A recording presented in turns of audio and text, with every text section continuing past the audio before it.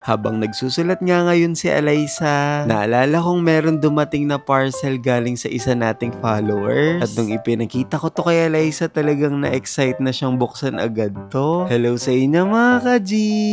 Ngayong araw, napakaganda na nga ng panahon. Inaya ko nga maglakad si Alyssa para naman ma-stretch yung mga buto-buto namin. At dahil isang linggo yung tuloy-tuloy na pag-ulan halos nasa loob lang kami ng bahay ni Alyssa. Nilapitan nga agad ni Alyssa itong ilog. Kahapon kasi mga ka-G, itong ilog halos sa apaw na at mapupunta na sa amin yung tubig. Buti na lang talaga tumila na yung pag-ulan at umaraw na ngayon. At sa paglalakad namin ni Alyssa, nakakita kami ng puno ng aratilis. Inabot nga ni Alyssa yung sanga para makakuha siya dyan ng bunga. Kaso nga lang yung mga kinukuha ni Alyssa hindi pa inog. Pero ako may nakita akong isang inog dyan kaya binigay ko sa kanya. Matapos nga kumuha ni Alyssa ng bunga ng aratilis nagtuloy lang kami sa paglalakad. Yung mga nakita pa nga akong kabataan dito, tinatanong ko sila kung wala ba silang pasok. Sabi nila sa akin class suspended daw dahil meron daw bagyo ngayong araw. Diyos ko, merong bagyo pero ang init.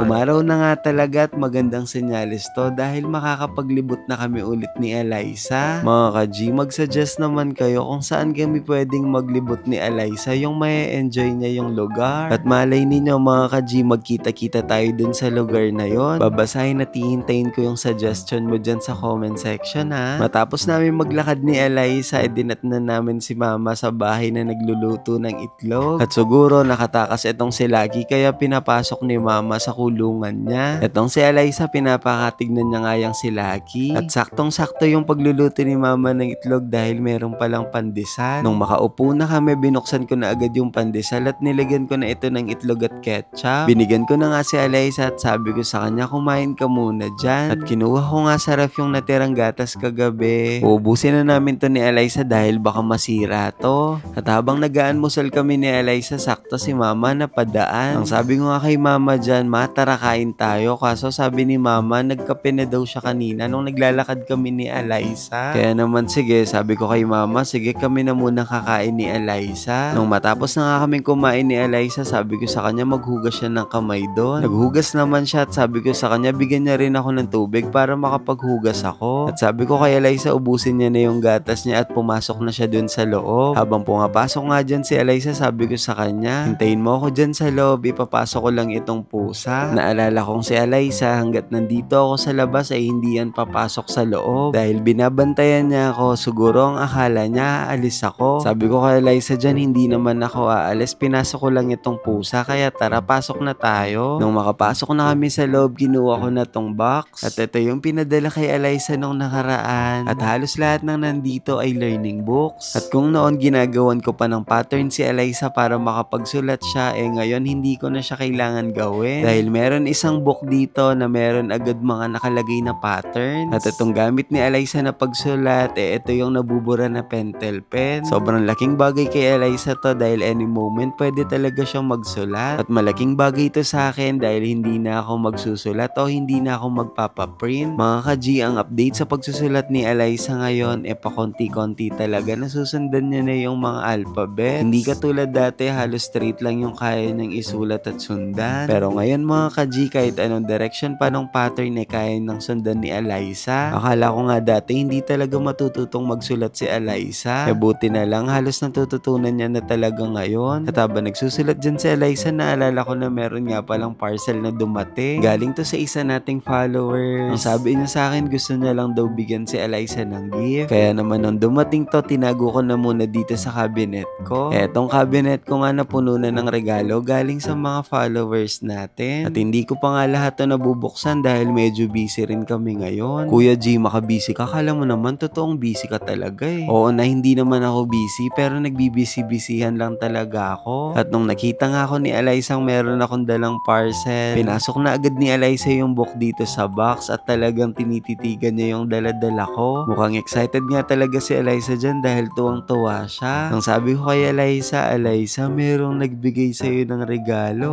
Nilapitan niya nga ako dyan na talagang tuwang-tuwa siya. Nung makaupo na kami, sabi ko kay Alyssa, excited ka na ba makita yung laman nito? Sinira niya nga agad yung plastic at talagang gusto niya na makita yung loob nito. Diyos ko, karakal na naman balot nine. Nakikita ko nga talaga sa facial expression ni Alyssa na napakasaya niya. Hindi ko nga muna siya pinapakialaman dyan, hinahayaan ko muna siyang buksan niya mag-isa yung regalo niya. At nung mabuksan niya na, dalawa nga yung laman nito. At una ko nang pinasubo kay Eliza itong tambourine.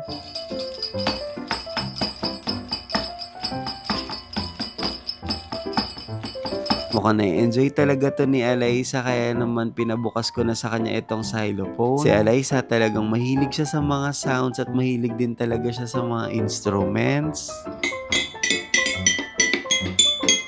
Nung una, wala pa ang beat yung napoproduce ng sound dito sa xylophone. Pero nung tumatagal, nagkakaroon na ito ng beat.